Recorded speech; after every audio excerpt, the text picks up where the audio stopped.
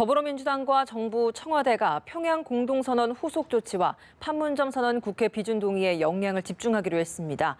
또 최근 고용 상황 부진에 따른 대책도 논의했는데요.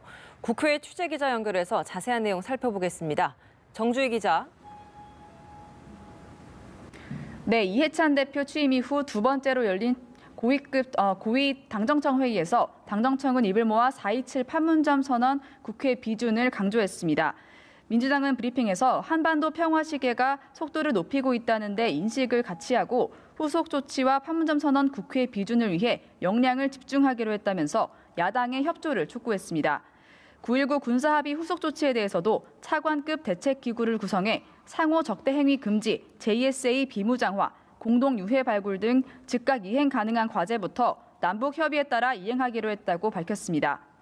당정청은 오는 금요일 고용지표 발표를 앞두고 최근 경제 동향에 대한 의견도 나눴는데요.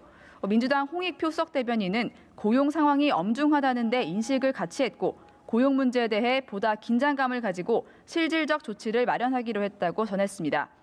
정기국회 현안과 관련해서는 52개 중정법안 입법 상황을 점검하고 공수처법, 공정거래법 등 개혁 법안들과 부동산 대책 후속 조치와 민생경제 법안 통과에 총력을 기울이겠다고 강조했습니다. 또 폼페이오 미국 국무장관의 방북 성과에 대한 여야의 반응도 좀 전해주시죠. 네, 더불어민주당은 2차 북미 정상회담 개최에 대한 기대감을 나타내고 있습니다. 이해찬 대표는 빠른 시일 내에 북미 회담이 이뤄져 비핵화 문제와 종전선언이 함께 논의될 텐데 서로 충분한 대화를 통해 잘 이뤄졌으면 한다고 말했습니다.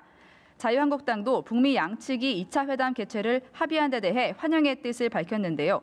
다만 김병준 비대위원장은 구체적 논의를 위해 실무 협의를 하기로 했다는 폼페이오 장관의 말을 언급하면서 진전된 비핵화 합의는 아직 이뤄지지 않은 것 아니냐는 우려가 있다고 했습니다. 또 민주당 이해찬 대표의 국가보안법 재검토 발언에 대해 국보법을 폐지하겠다, 정권을 빼앗기지 않겠다 등의 얘기를 상사에게 보고하듯 하느냐면서 말에도 때와 장소가 있다고 비판했습니다.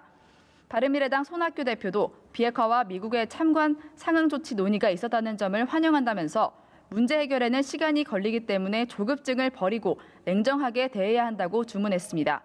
이와 관련해 바른미래당은 오후 4.27 판문점 선언 비준 논의를 위한 의원 워크숍을 열고 조명균 통일부 장관으로부터 9월 평양 선언에 대한 브리핑을 들을 계획입니다.